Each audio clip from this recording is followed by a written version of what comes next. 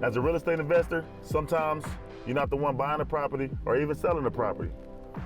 Sometimes you'll be the one that bring the deal together. So in this conversation you're gonna hear, I'm gonna bring in a motivated seller and a motivated buyer to sell this deal. And I want you to listen to the verbiage in this conversation so that way you can gain some knowledge on how to pitch your deal and also the things that they look for when buying the property. I'm Kerry Lampkin. This is Possessing the Land.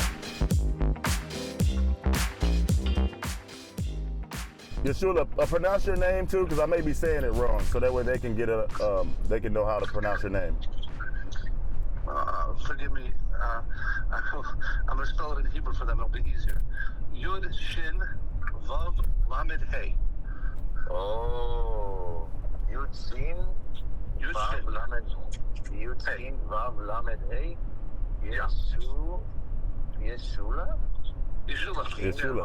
Yeshula. Wow. And the Greek Jews. So you know Hebrew as well. אני לא מדבר עברית, אבל חנית אביס יידיש. I'll tell you a little bit about me in this building so you understand, so there's no, you don't find any surprises. I've represented the ownership of this building since about 2005. So because I've been around the building for 15 years, I can tell you everything that's with it, been going, wrong with it, what, different ideas that people have had with it. But whoever is going to come into this project and I have some ideas of what you can do with it if you want to hear them, but whoever is going to come into this project has to have the money to see it through. This is not a buy and flip situation. It's completely written, but it needs a lot of work. So there was one developer that wanted to use it this for deal marijuana here, growing. I could have literally did this deal where I could have middleman like a wholesale, but I figured that since it's this type of deal, I don't want to give them the wrong information.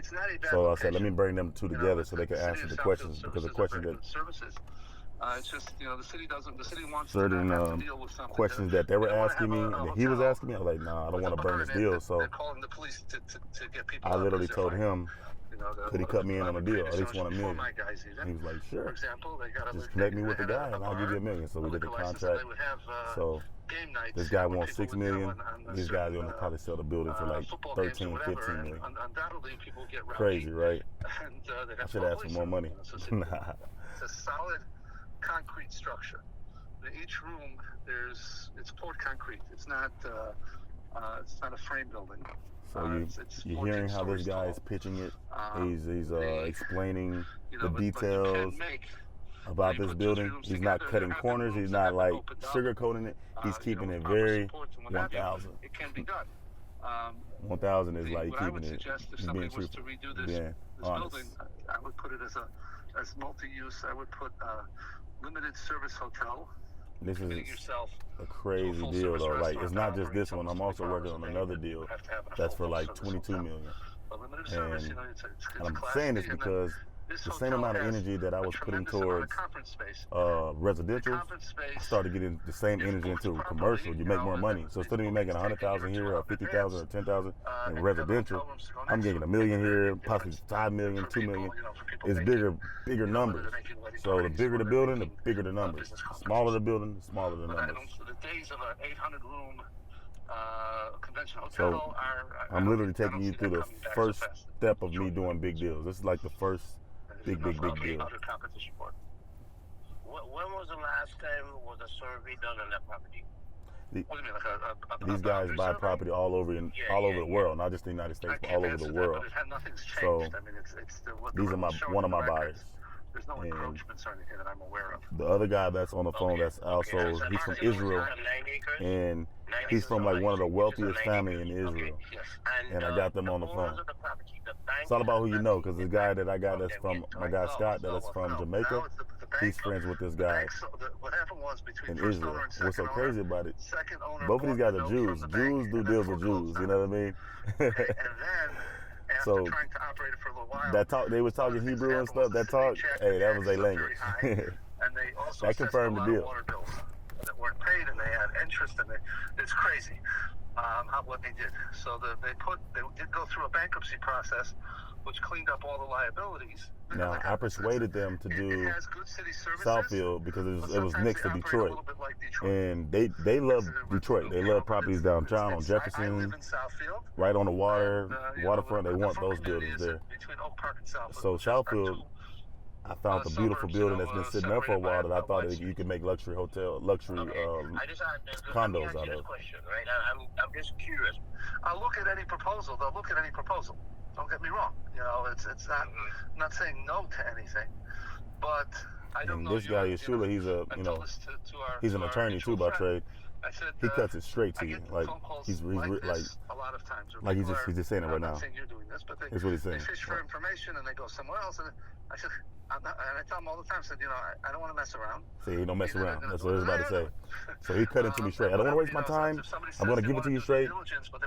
I may not. I don't want to seem like I'm being a butthole, but I don't want to waste my time myself. I respect it. I don't want to waste my time either. Got you. The how much units exactly is it 400 units? They redesigned the 14th I actually did my research on this already. Condos or whatever you want to call it. The bigger rooms. It is 400 rooms, including luxury suites and apartments, ballroom accommodation. Over 1,800 people can fit in there.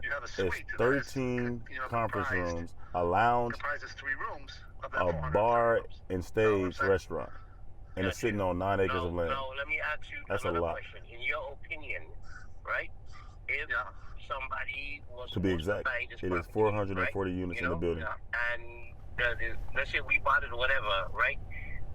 Do you think the city of Southfield, right, would be open and cooperative to working with somebody trying to redevelop that whole area and put condos and stuff or whatever in a place? Then you'll talk. Kerry, I'll call you back in there about 30 minutes. 30 minutes? Okay. All right. You can get a hold of me through Terry. Okay, thank you. Take care, brother. All right, man. Thank you. Okay. Thank you, Sura. Thank you very much. Okay. Bye-bye. Bye-bye. All right, so we're done with that one, man. So let's make this thing happen. I'm about to call Yeshua real quick because Scott already said, and Daniel, they're going to call me back in 30 minutes because they're going to talk about this building. But I'm going to call Yeshua to let him know that he did a great job telling the truth, being honest, and letting us know. So there's nobody wasting their time. Nobody's wasting their time. So, this is Yeshua. Hey, great job. That was a good presentation. You did a very good job with letting them know all the ins and outs. I think I gave them all the bad stuff. No, but that's good. They're not scared of bad stuff. What I'm saying, these type of investors, they like it to be told the truth. Like to give you a scenario, just recently they bought a 65 unit from a guy that I knew. He's an investor. This guy straight up lied to him to get the sale. So what happened was, man, I shouldn't even say the 65 unit, but anyways, you probably heard of it. Anyway, so they purchased this property. It was a 65 unit, and he said, hey, it's going to be 1.5 to rehab it, and I would do this within this amount of time, whatever he promised him. They wrote up the contract. He bought the building from him. This guy literally reneged from the deal. He said, well, you know what? It's going to actually take like 3.5 million to do. So how do you go from 1.5 to 3.5? These guys were so upset when I tell you. So they really love for someone to tell them the truth, because they buy ugly properties. Like that's one thing that they specialize in, is taking something from nothing, and not creating something, restructuring it the way they want it, like the luxury condos and things like that. So I think you did a wonderful job. All right, so you can see that was a very productive call. My guy was very on point when it comes to being honest, and he was like, he didn't cut any corners. He just was honest. So as you see, the call went well, and we're looking for them to give me the buyers to give me a call back within 30 minutes. Let's see how this goes. So stay tuned. This is Kerry Lampkin with Possessing the Land.